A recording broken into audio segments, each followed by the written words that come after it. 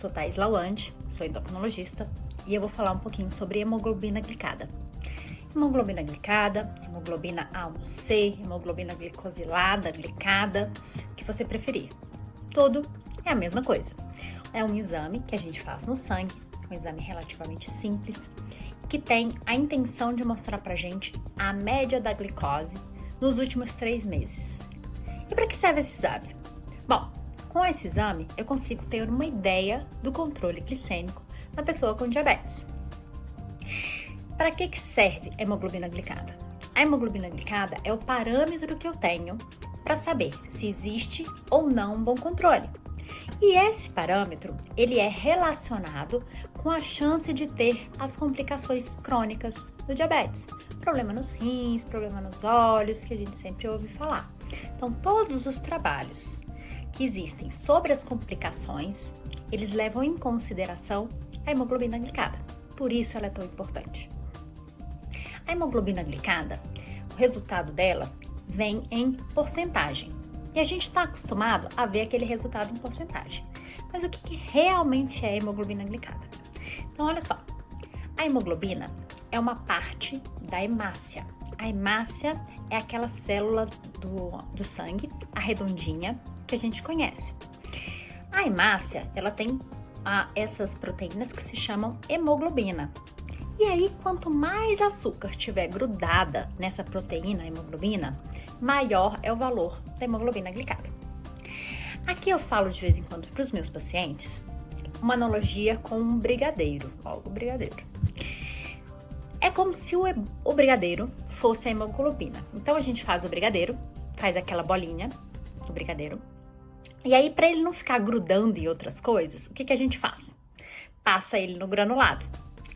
E às vezes a gente passa ele também no açúcar, ao invés do granulado, não é? Então, a hemoglobina é como se fosse o brigadeiro. E o açúcar que está colado nele seria a glicolização da hemoglobina. Então, olha só, quanto mais açúcar tem no sangue, mais açúcar gruda na hemoglobina, o nosso brigadeiro.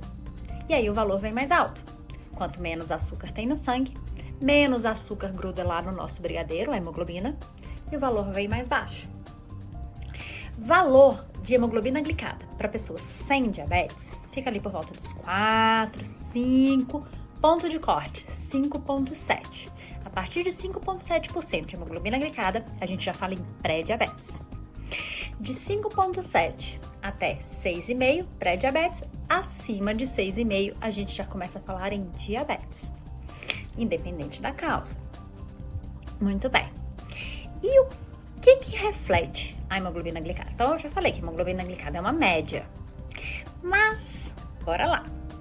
A média, ela dá pra gente uma ideia mais ou menos do controle. E se a hemoglobina glicada está boa, isso é bom. Mas a gente ainda precisa ver outras coisas. Porque olha só, vamos um exemplo.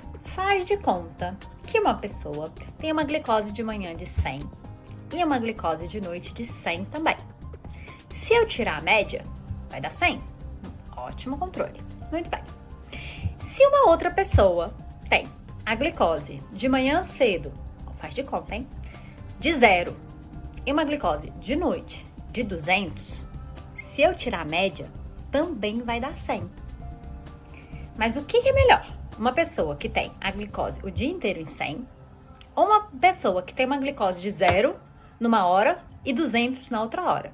As duas vão ter a mesma hemoglobina glicada. As duas vão ter a mesma média.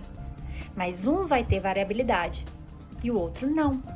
E a variabilidade também é uma coisa importante. Então, a hemoglobina glicada abaixo dos valores determinados é importante, mas a gente também precisa ver a variabilidade da glicose. Quais são os valores de hemoglobina glicada ideais? Então, algumas sociedades recomendam abaixo de 7, algumas recomendam abaixo de 6,5, mas todas elas dizem que a gente precisa individualizar, a gente precisa considerar o risco de hipoglicemia de cada pessoa. Uma pessoa que tem mais risco de hipoglicemia, a gente vai acabar ficando com hemoglobinas glicadas talvez um pouquinho mais altas. Pessoas com menos risco de hipoglicemia, a gente usa hemoglobinas glicadas um pouco mais baixo. Como eu falei, tudo média. Muito bem. E se eu quiser ver variabilidade, aí eu preciso ver os valores de glicose individualmente. Como que eu faço isso?